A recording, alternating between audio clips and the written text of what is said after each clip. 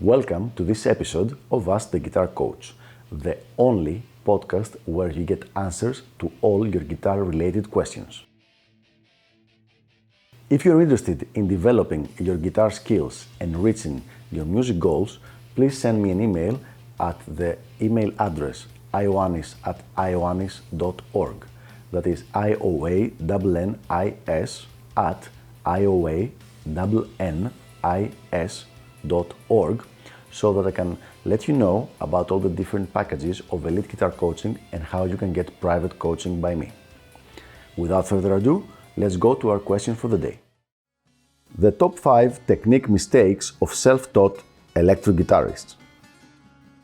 So today we're going to have a very useful video, and this is going to be the top 5 mistakes that self-taught electric guitarists make when it comes to their technique.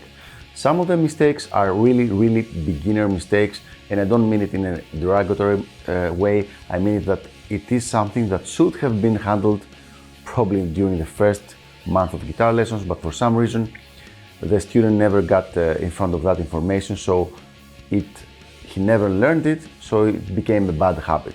However, these are the 5 most important things that keep people back. They're not letting them develop as far as their technique is concerned, okay? I'm clarifying that this has to do with technique. So, having said that, let's get started. The first problem is with the left hand. The left hand, for self-taught guitar players, several times they support the neck with the left hand. How can you see if you support the neck? It's very easy. If you're playing something, just take your hand off. If the guitar moves, especially if it falls a little bit down, then you're supporting the guitar with your hand, and you should not be doing that. So the first thing to do is to stop supporting the neck. How do you support most of the times? With the first finger right here. If it's keeping a constant contact with the neck, that means you're supporting the neck. Now, exceptions. If you're playing a bend, if you're bending a note, then it's very likely that you are touching with the bottom part of the guitar neck with your first finger. That's okay, but I'm not referring to bends, I'm referring to regular playing. So when you're playing, let me turn this on. If you're playing something, the first finger should not be touching the bottom of the neck. It should be straight. And let's move to mistake number 2.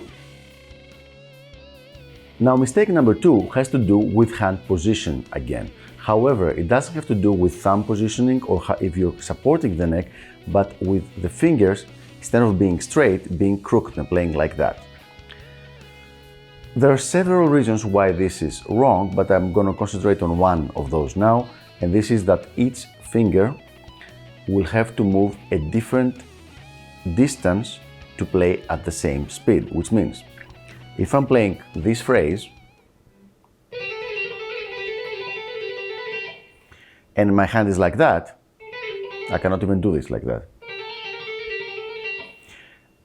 This finger doesn't move at all, this moves a little bit, and this moves a lot more. And if I was using my 4th finger as well, it would have to move even more because my hand is in a crooked position. However, once I put my hand straight, every finger has to use to move the same distance, which means that the speed can be much higher because there is no finger that has to move a larger distance, which would keep the rest of them back as far as speed is concerned. So, to make a long story short, because this would be the subject not just of another video but of another series of videos, you have to have your hand straight. And is this the case with all playing? All playing except when you're bending. When you're bending, we have a different case. But for the vast majority of playing, especially not involving bending, you should keep your hand straight here on the guitar when you're playing and choosing notes. And let's move on to the next one. Mistake number 3 has to do with thumb position, and there are 2 mistakes in thumb positioning. One has to do with keeping the thumb on top of the neck, which is something we don't want. It puts the fingers in a very compromising position, but also something that happens to slightly more advanced players is that they do have the thumb properly behind the neck, but they keep it stationary, they don't move it up and down. Let me illustrate. First of all, the thumb should not be on top, the thumb should be right behind the fingers. This is how the thumb should be, behind the fingers. Look, it just slides down and it's right here. You're choosing the notes, you're playing the notes, and the thumb is behind them. Here's an interesting thing. If you're playing the 6th string and you go to the 5th string and then you go to the 4th string, the thumb moves alongside with the rest of the finger. It moves down with the rest of the hand. This gives you a consistent playing position. It doesn't shift all the time, and also if you keep the thumb pinned here, as you go down, look at my shoulder, it will tend to creep up right here. It will go up because that's the only way I can lower my hand and reach the higher strings. So what do? You don't need to do anything. As you go from the 6th string to 5th, 4th, 3rd, the hand moves together. It doesn't stay pinned here, okay? Instead of thinking about it, the thumb should not be pinned on the neck, it should be moving on rails. So it's moving up and down with the rest of the hand. And let's move to the next one. Okay, the next one is one of the most complicated things for most people, and it has to do with muting. And it's something that sounds very easy in the beginning. Oh yeah, I just need to make sure like no weird notes sound. But basically what you need to do is to make sure that only the notes that you want to sound. And if you have 6 guitar strings and you only want one note to sound, that means you need to be actively muting 5 strings.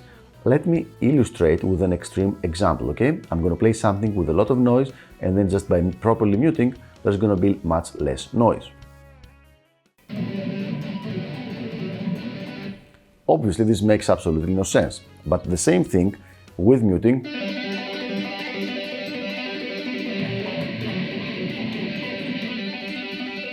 With muting and without. Now, obviously this is a demo. My technique is not gonna let this really bad sound happen even without muting from the right hand. But even with atrociously bad technique like what I'm gonna do right now, doing the same thing, if you mute properly, still sounds okay. It's not perfect, but it sounds perfectly passable. So muting is a very important thing, and it's something that's definitely worth spending some time on. And let's move to the next one, number 5. Number 5 is vibrato. Vibrato is a very important part of a player's arsenal and of a player's identity. I've said several times that if you teach a player just how to mute properly and how to bend and do his vibrato properly, immediately without changing anything else in his playing, he will sound much more professional. We have videos on vibrato technique, so I'm not going to go into too much over it. Just keep in mind, very briefly, that you need to have consistent speed when it comes to vibrato, and this speed does not fluctuate as the time goes by. So if you start your vibrato, the speed of the vibration stays the same until you decide to stop it. Here's what you should not do. Start with a lower speed and then try to speed it up while the note is dying. So you don't want to do that. Immediately you see how it sounds very amateurish, while a wider vibrato that stays constant in its vibration is much more pleasant to the ear and more professional. So there you have it, the top 5 mistakes that self-taught guitarists make. Now, I will add a little bonus here, but it's not 6, it's 5 plus a little bonus, and this has to do with the pick. A very usual problem of self-taught guitar players is that they put the pick, they use a lot of pick attack.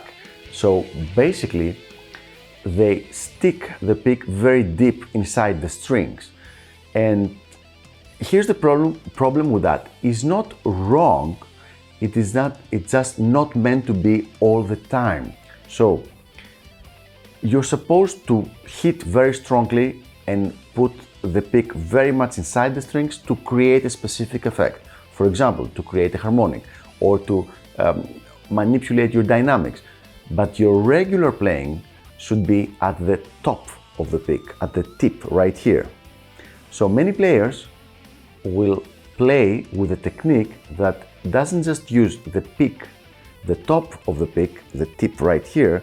It will use the whole pick, and it's not the most optimum way because the pick gets stuck between the strings and then you cannot play your alternate picking, and you get all frustrated and so on and so forth. Plus it creates more noise and all these kind of different things. So basically, to make a long story short, you need to play with the tip of your pick. Here's how you can test that. Turning on the guitar now, turning on the sound. Now, if you're playing on top of your pickup, your pick should never be touching the pickup. So I'll play one note